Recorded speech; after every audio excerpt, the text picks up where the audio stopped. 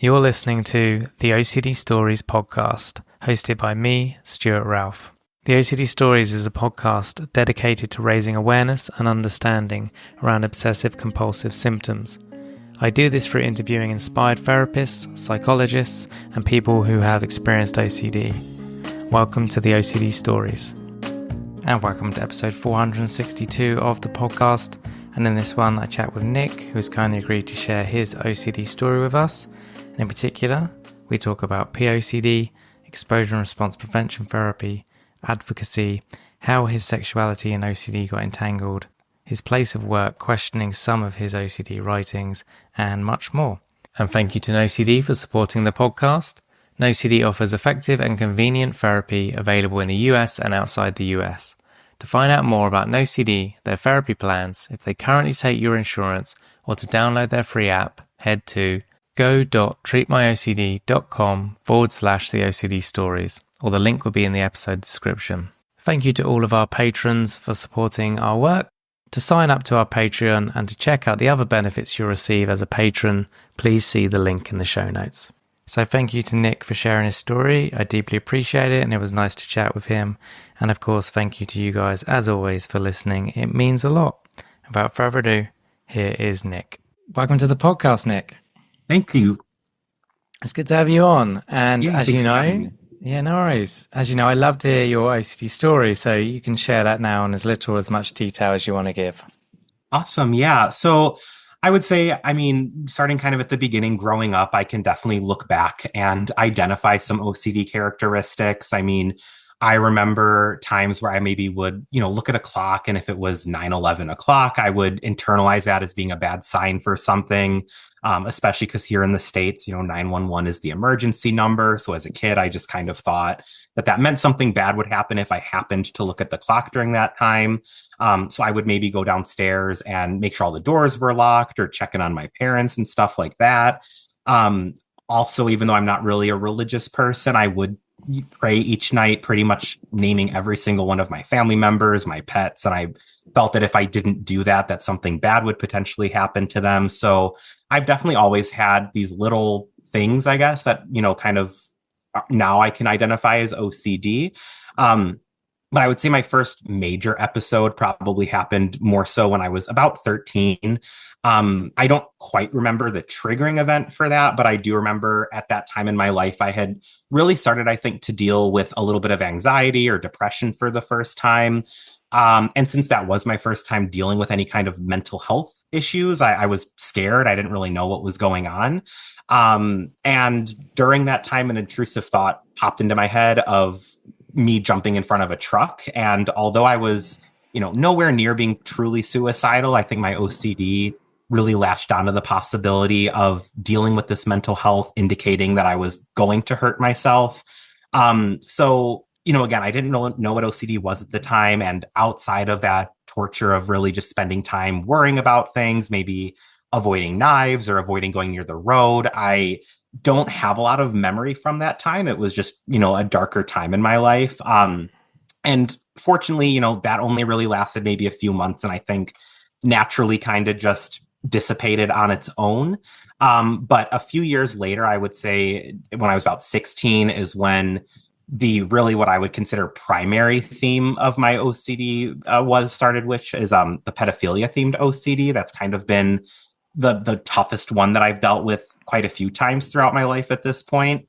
For some context, I think that, some of the reasoning of why the themes are what they are for me is that, I generally have a fear of maybe being a bad person or disappointing people in my life who I know love me and care about me.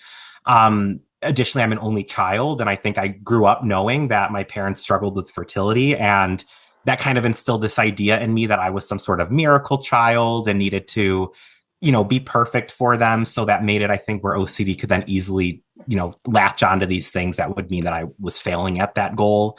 So when I was 16 and that pedophilia themed OCD started, I do very vividly remember when that happened. And basically, I was just at home over summer break. I was watching our local news station, and a story came on about a high school soccer coach who had ended up being arrested for, grooming and sexually assaulting the girls that were on his team. And I remember just watching that news story, and a thought kind of crossed my mind of like, what would cause somebody to do something like that? Like, how could somebody do something like that? And at that moment, I kind of got that huge rush of dread, and like my heart started beating really quick. I felt that pit in my stomach. And again, at the time, I didn't know what OCD was. I really thought that it was just that stereotypical thing of maybe washing your hands a lot or checking doors, being tidy and everything. So at that time, I was really convinced that something was seriously wrong with me. I was ashamed that I was even having those thoughts, and really felt like I couldn't rest until I figured out a solution or was certain that I was okay. So with that said, I spent probably a few days just constantly going back and forth in my mind, trying to convince myself that there was nothing to worry about. I now know that that's rumination, and that's probably one of the bigger compulsions that I deal with. But I would honestly say that in that time, it felt like I was kind of on trial in my own head. It felt like the OCD, I kind of say, was acting as a prosecutor, where it was trying to come up with these scenarios or symbols that could indicate that maybe I was a pedophile. But then that logical voice would chime in and basically try to dispel that fear. But I'm sure, as many of us know, no matter how much that logical voice can chime in, the OCD would, maybe 10 minutes later find a way to pick apart that argument and instill more doubt into me. So with all of that ruminating, going back and forth, I really felt that the line between reality and fear started to get blurred, and I didn't really feel like I knew who I was anymore. I really did think that I would become a monster and a disgrace, not only to my family, but to myself and anybody who knew me. So it got to a point where I was at such a low that I ended up leaving a note on my parents' bedside table. Basically, I couldn't voice it out loud, but I wanted to get some kind of help. So I basically just waited in my room that morning until they came to talk to me about it. And I remember when they did come in, I just basically started sobbing right away. It kind of felt like a relief to be able to confess it to somebody, which again, I know is a compulsion. So, I was getting that confession, and I wanted to have them offer me some reassurance, which they did. They didn't really seem like they thought that I was a pedophile or that there was much validity to that fear. And they did reassure me a little bit that nothing was wrong. So I did again have a little bit of relief from that interaction for maybe 30 minutes or so. But then that anxiety started to bubble up again. And at that point, I remember it was the first time I ever felt comfortable enough Googling about what was going on. Up until then, I was terrified of even searching, maybe I'm a pedophile. Like, that thought was just too much to handle. But when I did finally Google it, I finally started finding information about pOCD. And that was, a big relief. It kind of helped me figure out maybe this is what's going on.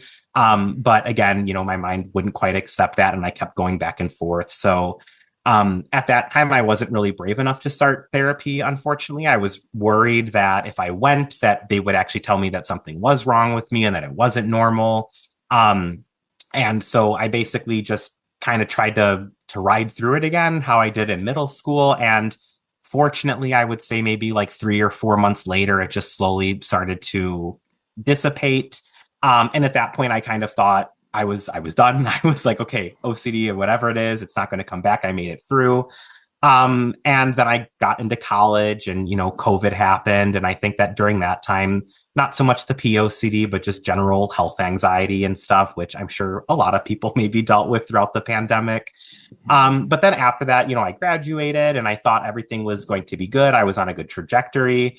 But in that May of, I think, 2023, I ended up getting a minor surgery, and I had to be put on an antibiotic that I thought was a scary drug to be on. There were just a lot of side effects that scared me. And at that point, I kind of started dealing with more, I guess, like somatic OCD, where I would start almost visualizing or almost feeling things like my fingers would tingle, because that was one of the side effects. I would worry that my tendons were getting ripped up or something, because that was one of the potential side effects. So I got really hyper focused on this, and I think it decreased my coping skills a little bit. And a couple days after, I was just kind of scrolling through TikTok, and I ended up seeing a clip from that show To Catch a Predator, where they were arresting somebody in a Walmart who had tried to meet up with a minor. And it was pretty much, I would say, like a light switch, where at that moment, any anxiety or fear about the side effects from that antibiotic I was on, they completely went away. All those sensations went away.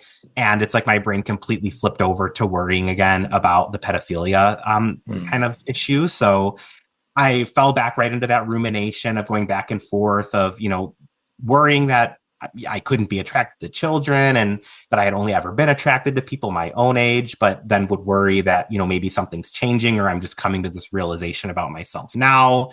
So it would just go back and forth. And I think that time, what made things even worse for me was late in high school, I really began to struggle with my own sexuality and was feeling really anxious about that. I was worried that I was gay. And at the time, I was so nervous about that I kind of tried to think about it in terms of potentially it just being like sexual orientation OCD this time around. So I kind of went through that time in life really just hoping that it was an OCD thing. Ultimately, I got to university and that really helped me come out. So I knew that, at this time I was like, well, that ended up being true about me. I was gay. So now what if this indicates to me that I'm worried about being a pedophile, but just like with being gay, like I don't want this to be the case, but it's not something I can control. So it was all of these different things compounding onto one another. I would also really experience a lot of checking during that time. I would say I would maybe be walking down the street and could see somebody that I thought was attractive. But then the thought would cross my mind where I'd worry if, maybe they were younger than they looked or something. And that meant I was attracted to somebody who wasn't of age. Or maybe I would see somebody and think that they were attractive. I could tell that they were of age, but maybe one of their characteristics looked younger. So I would assume that maybe that meant I was attracted to younger features. It was just kind of a time of a lot of insecurity, I guess, and confusion. Outside of that, though, I would say, fortunately, I had friends that I could talk to about it. But looking back, I'm glad I had them, but maybe now know that wasn't the best thing for me because it would just lead to these really long reassurance seeking conversations where we would go back and forth. And I would basically ask for them to help me understand that the way I was thinking about things was logical and that I was in the clear and that I wouldn't be a bad person. So it was very helpful at the time, but now looking back, probably dug myself into a deeper hole than where I would have initially been. But I would say maybe one of the hardest things was that during that time, my career was working with high school students as they were kind of applying to universities and going through that process. So I was seeing hundreds of 16 and 17-year-olds on a daily basis, which was very triggering for me at the time. It really made me feel like I was, creepy and perverted for just being at work. I think my OCD would try to convince me that maybe the only reason I took the job in the first place was because it got me closer to people who were of that age range. So it really just kind of flipped my entire life upside down on its head. But after about a month of that, I finally did end up finding a therapist who specialized in exposure and response prevention. So that was definitely a moment of like optimism for me that I was actually able to start getting the help that I needed and hopefully, would work for OCD. At the beginning, I will say it was definitely probably a little bit too difficult for me to begin with that ERP. I think it was just too much to bear to think about potentially sitting with the possibility that maybe I was a pedophile. So I started taking some medication with that as well, which ultimately I think really did help me because it kind of decreased that anxiety a little bit, and helped me start practicing ERP in a way that became more sustainable for me, into the long run. So, during that time, I finally started to kind of see that light at the end of the tunnel. And since then, I would say I consider myself to be in recovery, but I've also come to learn that relapse happens with that. I think it's not something that's uncontrollable though. I've really, I think, flipped my mindset a little bit into understanding that myself and pretty much anybody who even doesn't have OCD, I'm never going to be free of those intrusive thoughts happening, like that, they're going to happen. But really being able to learn that they don't define anything about myself and I can still live my life alongside those thoughts. So overall, I mean, it's been a really interesting journey throughout OCD and it's definitely brought some of probably the worst times in my life upon myself. But I'm at a space now where it's something that I feel more empowered by and that I can talk about it and hopefully help other people. and knowing that, they're not alone and whatever thoughts that they might be having. I think what's funny about OCD is it can be very creative sometimes with like hypervigilance and how superstitious we can be. But just knowing that those thoughts aren't completely irrational or, something that make you maybe feel that you're not valid in the way that you're thinking or that you're maybe going a little bit insane, because I know it could feel like that sometimes, but just, being aware that those thoughts don't define you and that they're going to be a part of you maybe, but it's definitely not something that's like the end of your life, and you can definitely still, live through that. Yeah. Yeah. Awesome. Well, thank you. Thank you for sharing. So yeah, I've got some questions. So, yeah. So when you kind of opened up to your parents via that letter, which I can relate to, because when I was about 14, I wrote a letter to my parents, left it by their bed in the same way you did. Yeah. I actually ended up taking the letter away before they woke up, but it's interesting. Almost did that. Yeah, it's hard, isn't it? Leaving it there because you're like, this is going to expose me, or this is going to, it's scary. Yeah. Okay, but I'm glad you left it there. And what point did it come out that it was OCD, or did it get figured out, I should say, that it was OCD? Yeah, I think I kind of feel like I maybe started to self-diagnose myself a little bit at that point. Again, I would say shortly after that letter situation happened is when I started to kind of Google some stuff. And I remember finding some information from different OCD foundations that kind of popped up that explained, things that people who have OCD are maybe the least likely people to act on these things, and just kind of explaining some of the thoughts that people who have OCD can deal with. And I remember seeing things that felt very similar to what I felt that I was experiencing. So at that time, I guess I started to self-diagnose myself with OCD, but at the same time, there was still that doubt of, maybe it's not OCD, or maybe even I do have OCD, but maybe I'm also a pedophile or something who just happens to have OCD. So it was not really, I would say, until I got into college and started dealing with it more in my adult life that I actually got a formal diagnosis from a therapist. But I'd say earlier on in that first maybe month or so of dealing with pOCD for the first time is when I at least was hopefully, considering that it was an OCD diagnosis. Yeah.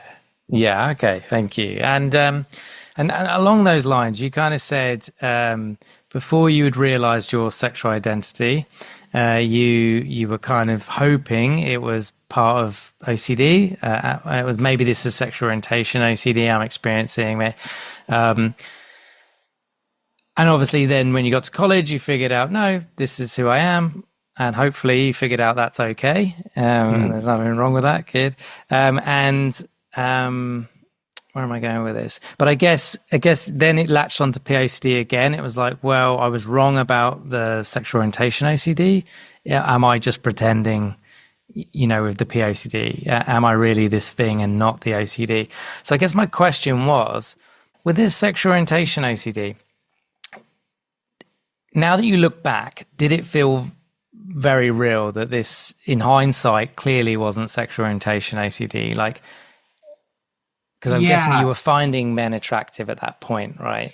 Yeah, I definitely was. And I think part of it, I look, like you said, in hindsight, I think a part of that was kind of a denial response, I believe, and that I didn't want to accept the fact that maybe, that I was gay. And part of that was I grew up in I would say, not super conservative area, but it wasn't super progressive either for queer people.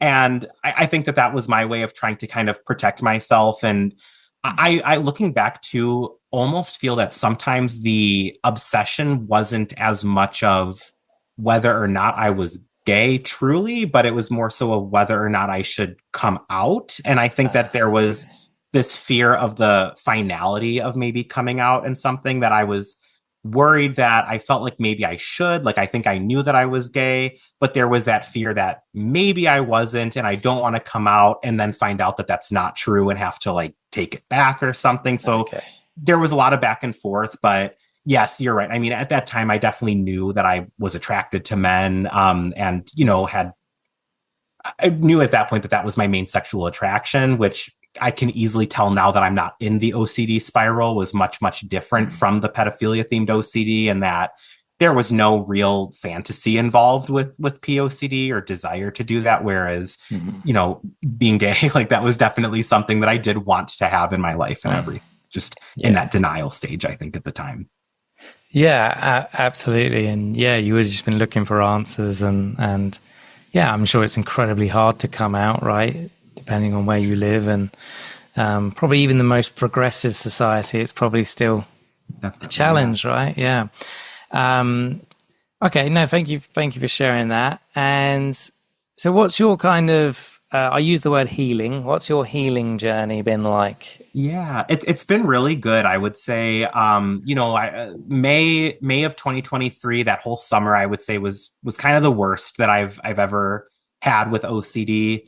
And I took some time after that to just kind of try to get back into the swing of things with life. But around New Year's of heading into 2024, I got really inspired to start writing about my experiences with OCD and also learning more about it and learning more about different components of OCD and how it actually functions, like different things, whether it's, looking into thought action fusion or whatever. I've done a lot of educational stuff, and that personally has really helped me not only feel more in control of OCD, but also feel a little bit more protected from it. And that I've been able to more easily identify when an intrusive thought's popping up and kind of being able to myself visualize, that cycle and seeing how rapidly OCD can jump from an intrusive thought to this feeling of it being a really valid threat. So some of the healing I think has definitely just come from that writing and education for myself.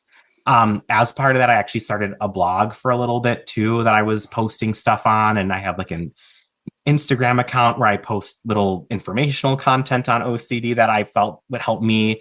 And what was rewarding through that was like I would get people who live in different countries who were finding some of that stuff and messaging me that it was helpful for them. So I think Nice. part of the healing for myself has also been being able to help other people, just Mm. knowing how isolating OCD can feel and how scary it is, and that especially people who have these more taboo themes, and that it's not something you want to go talk about to your coworkers or your family members even. And so being somebody who can maybe talk about it and say that these are my experiences, knowing that that's what helped me Yeah. when I was in the trenches of it. We're hearing other people's experiences and really seeing how similar it is for other people when you maybe do feel so alone. So Mm. I found a lot of healing and empowerment through that.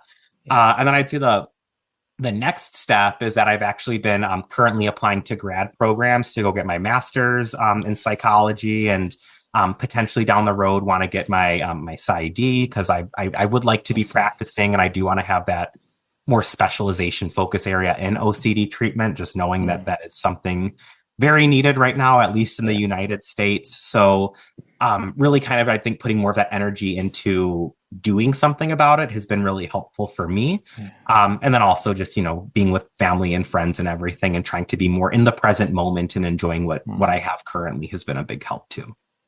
Yeah, that's awesome, and good luck on your education journey. And Thank you. yeah, I'm sure your lived experience will help make you a really good therapist or psychologist. Um, and yeah, no, that's really cool. And ever any sort of medication or therapy or anything like that helped? Yeah, yeah. So I've tried quite a few different medications. I mean, I've had some that did not react well with me, but Mm. the main one that really helped me at first was I was on an anafranil or clomipramine, which is an older class I know of antidepressants that's really good for OCD, and that was kind of the first thing that helped me in terms of kind of, I felt like for me it kind of quieted some of the intrusive thoughts, or at least took a little bit of the weight off of them, and that was the one that really helped me with exposure and response prevention.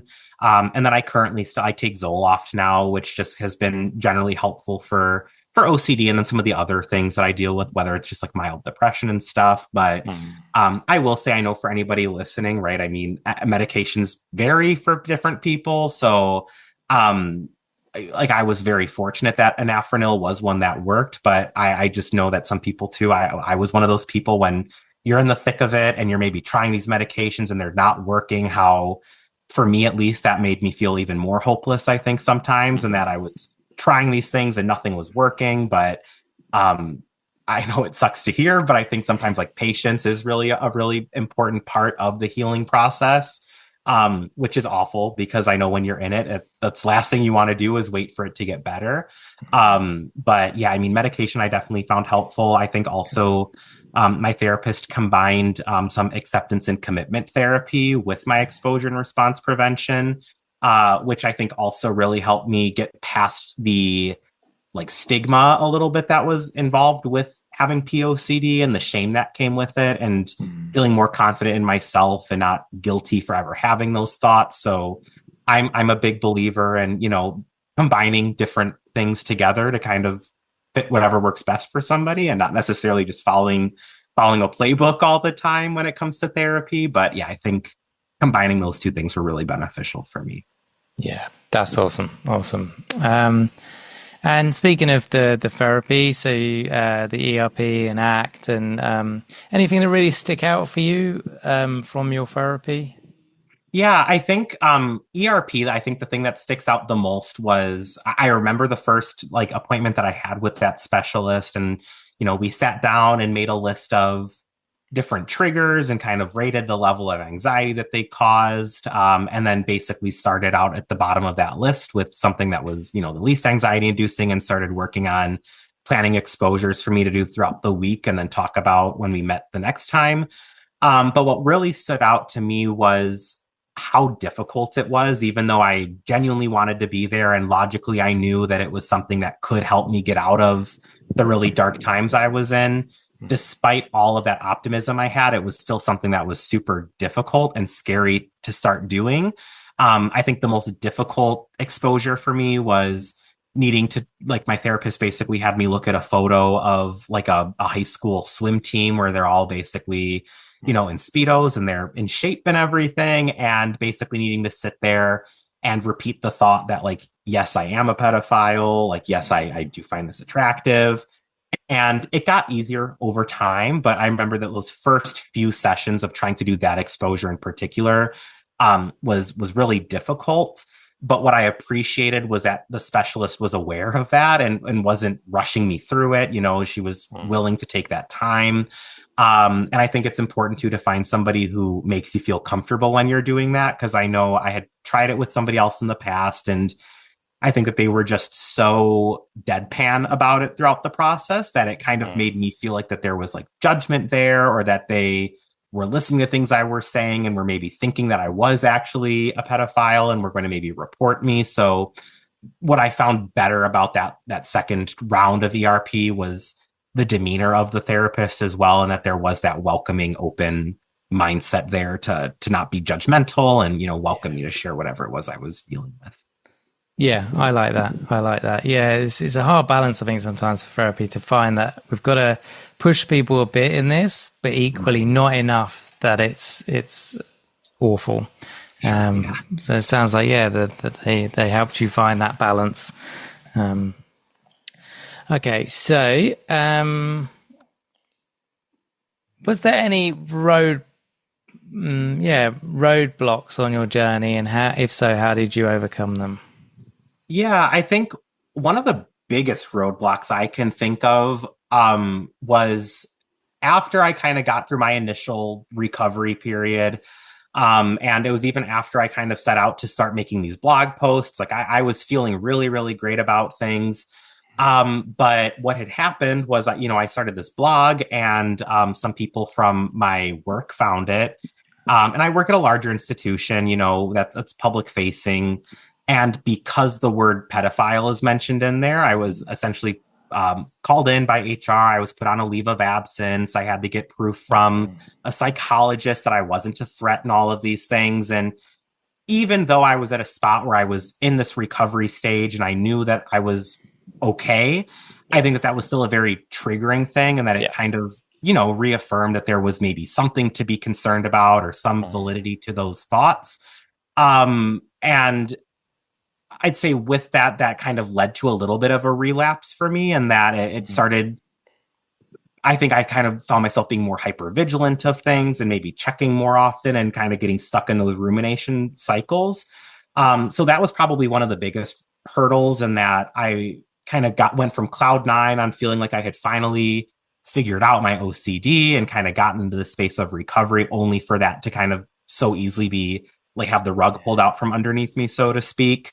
But fortunately, I think I was able to quickly work with my therapist and realize that, relapses like that do happen. And I kind of learned, I think sometimes that maybe they can be even more scary, and that you know, you're aware of the dread that can make you feel when you're in the OCD, and getting that relapse. I think you're not only afraid of the fear itself, but you're afraid of feeling that way again. So that was probably a really rough time and a big hurdle to get through. Yeah. But luckily, I think that through therapy, I had already done some of that work, and it was much easier then to kind of find that solid ground again. Yeah, that would have been a massive test, right? And a horrible experience, no doubt, for you to go through that, and obviously have your character questioned. And I mean, they might have just been doing due diligence, but even so, it would have felt maybe incriminating. Or yeah, like I'm very lucky that like my boss and everybody in the office, they were very supportive. I kind of felt it was more of like like you said, due diligence, HR kind of thing. But you're right, it was still not a fun experience to go through. Yeah, absolutely not. Okay, so words of hope for anyone listening. What would you tell them? Yeah, I would start by saying, I know I mentioned this a little bit earlier, but really reiterating that you're not alone. I'm sure that whatever thoughts it is that you're having, whether they're, these sexually taboo thoughts, or if they're, maybe more superstitious thoughts like magical thinking and stuff, you're not the only person who's ever experienced those thoughts before. And really do know that even though OCD isn't something that is maybe going to be cured, and it definitely is something that you can live with. Since that time 2 summers ago when I was really going through it, I've been really happy in life. I feel like I've been able to find joy and motivation in the things that once did make me feel that way. So really just knowing that there is a light at the end of the tunnel, even though it maybe feels like that's nowhere to be seen. Just hang in there and know that you're not alone, and that there are people who understand what you're going through, and are there to not only listen, but to help you if you need it too. Yeah. Good words. And you can pick up the phone and call the 18-year-old you. What'd you tell him? I would start by saying I want to tell them that like everything's going to be okay, but I think I will say that I don't want to give my past self too much reassurance, because I don't want to start that. So I would probably just want to tell myself that, I know things are scary, and that they maybe feel like the future is uncertain, and that there's no hope for the future. But to tell myself to just go with the flow with that, and kind of just take things as they come, and know that everything will work out in the end of the way that it's supposed to. And that, again, putting all that time into ruminating and trying to figure things out, at the end of the day, isn't really going to make too much of a difference, other than making you feel, miserable. And I know that that's not something that we can easily control, but, trying to offer that at least hope that no matter what happens, you can go with it and end up okay at the end of the day. Yeah, nice. And you got a billboard where you live? What do you want written on that billboard?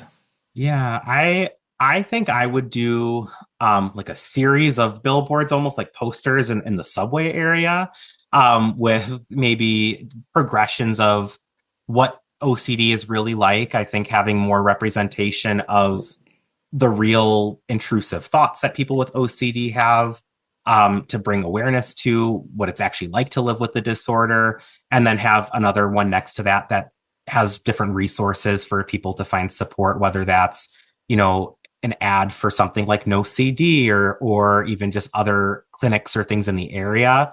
I think it's really important that not only we're telling people who do have OCD what OCD is actually like, but telling the rest of the public what OCD is actually like as well, because I know that that's a big issue for people, and that they're not able to get help sooner, because I think that a lot of us don't realize we have OCD until well into actually dealing with it, just because of how much of a misconception there is. So really trying to have that billboard focus on some education to help the general public too.